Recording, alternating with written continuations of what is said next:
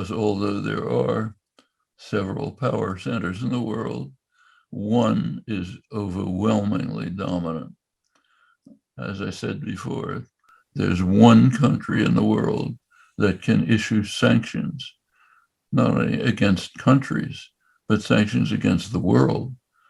Every country has to observe US sanctions. You do what you have to do to control the world, okay? Cuba is the victim of the worst US sanctions, now paralleled by Venezuela and Iran, others who are engaged in successful defiance. The world is run pretty much like the mafia. The United States is the godfather, does not accept successful defiance, even from the smallest country. Just like the godfather, if some small storekeeper doesn't pay protection money, the godfather won't even notice the money, but you still send in your goons to smash him up. You don't want people to get the wrong idea. It's called the Domino Theory sometimes. You don't want the contagion to spread. It's a leading principle of international affairs. We're seeing it every day before our eyes. One of the most horrifying cases is Haiti.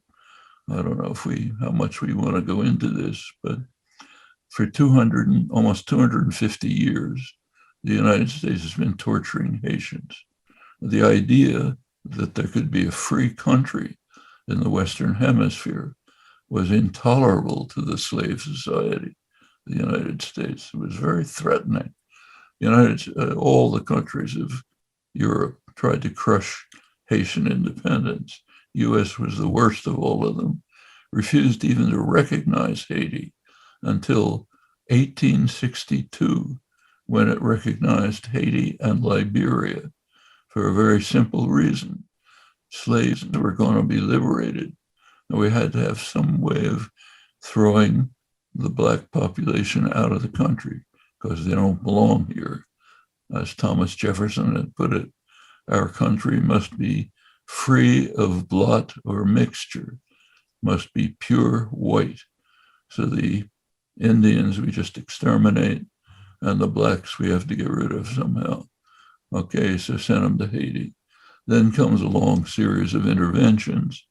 The worst was Woodrow Wilson, fanatic racist himself, sent the Marines to both Haiti and the Dominican Republic. In Haiti, they killed about 15,000 people, threw out the parliamentary regime because it refused to accept a new constitution written by the United States. Many years ago, Noam, I heard you describe the conundrum faced by a Martian. Somebody from Mars were to arrive on the Earth. What would they think about what they would see? You've used very strong language to describe the United States. In 2015, in an interview, you even used the word terrorist to describe the US government. Today, you talked repeatedly using the word savagery. I know that we have this concept of imperialism, which covers all this, in a way. But these are strong words: savagery, contempt, terrorism, brutality, and so on. For a Martian, if you were to meet a Martian, Noam, how would you describe why the United States government operates with this savagery in such a terrorist form? Why? How would you explain to that poor Martian what's happening on the planet Earth? I don't think the Martian would have any trouble explaining it. There's a concept in American ideology called American Exceptionalism. The United States is unique in its benevolence and so on. There are two things wrong with that. One is the actual historical record, which is one of violence and savagery. The other is the idea that this is unique to the United States. It's not. Take England. The United States replaced England as global leader after the Second World War, before Britain had been the mafia don pretty much.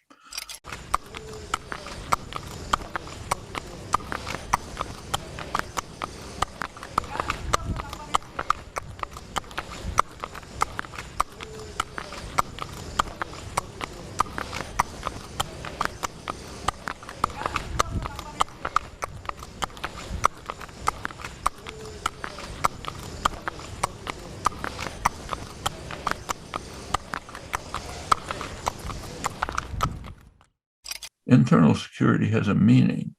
It means war against the population. What followed was in fact described by the head of counterinsurgency for Kennedy and Johnson, Charles Maitland.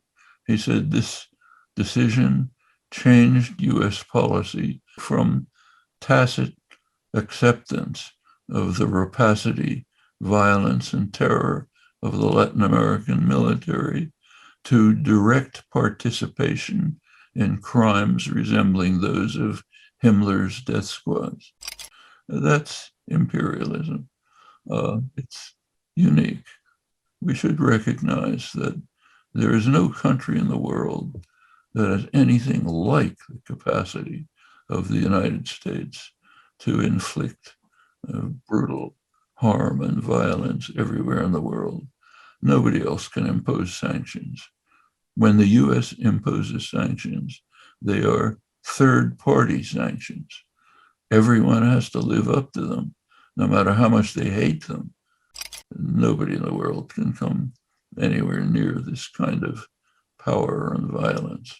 Well, fortunately, let's hope the popular movements that have developed in the United States will turn from domestic to foreign policy, maybe. If so, there could be changes. But right now, it's continuing with the traditional policies, which in fact are pretty much bipartisan. Trump made them much worse, much more vulgar and disgraceful. So far, Biden's continuing with Trump's policies.